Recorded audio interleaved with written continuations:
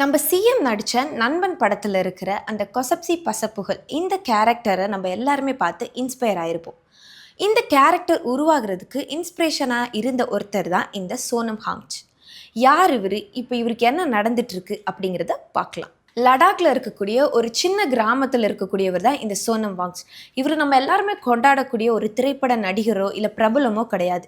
இவர் ஒரு சாதாரண மக்களோட வாழ்வியலுக்காக போராடக்கூடிய சமூக ஆர்வலரும் சுற்றுச்சூழல் ஆர்வலருமா தான் இருக்கார்.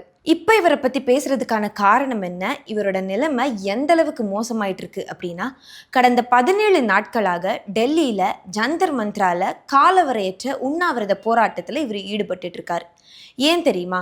2026ஆம் ஆண்டு நடைபெற்ற நீட் தேர்வு உள்ளிட்ட தேசிய அளவிலான தேர்வுகளின் வினாத்தாள்வுகள் கசிவு மற்றும் முறைகேடு நடைபெற்றதாக எழுந்த குற்றச்சாட்டுகளின் மீது நடவடிக்கை எடுக்க வேண்டும் அப்படிங்கிறதுக்காக தான் இந்த போராட்டத்தில் இப்போ அவர் ஈடுபட்டுட்டு வராரு.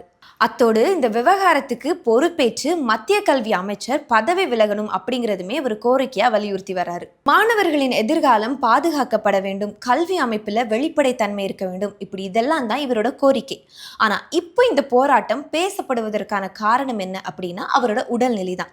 17 நாட்களுக்கு மேலாக உண்ணாவிரத போராட்டத்தில் ஈடுபட்டதால சோனம் வாங்சோட உடல்நிலை இப்போ 8 கிலோக்கு மேலாக குறைந்திருக்கு அப்படின்னுமே தகவல் வெளியாகி வருது. அரசியல் தலைவர்கள், சமூக ஆர்வலர்கள், பிரபலங்கள் என பலருமே ஆதரவு தெரிவித்துள்ள நிலையில அவரோட உடல்நிலையை கருத்தில் கொண்டு போராட்டத்தை கைவிடுமாறுமே கேட்டுட்டு வராங்க.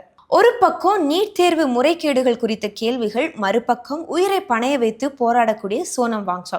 இந்த போராட்டம் எப்பொழுது முடிவுக்கு வரும் அப்படின்னு தான் பலருமே கேள்வி எழுப்பிட்டு வராங்க. இவரோட இந்த கோரிக்கைகளுக்கு மத்திய அரசு செவி சாய்க்குமா, இல்லை இவரோட உடல்நிலை இன்னும் பாதிப்பு அடைவதற்கு முன்னாடி ஒரு தீர்வு கிடைக்குமா அப்படிங்கிறது தான் நாடு முழுவதும் பலரோட கேள்வியுமா இருந்துட்டு இருக்கு. இந்த சோனம் வாங்சாங் பல போராட்டங்களில் ஈடுபட்டிருக்காரு.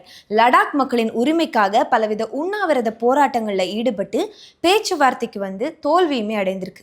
இந்த நிலையில இப்போ மாணவர்களின் எதிர்காலத்திற்காகவும் கல்வி முறைகேட்டிற்காகவும் இவர் இறங்கியிருக்க இந்த போராட்டம் முடிவுக்கு வருமா?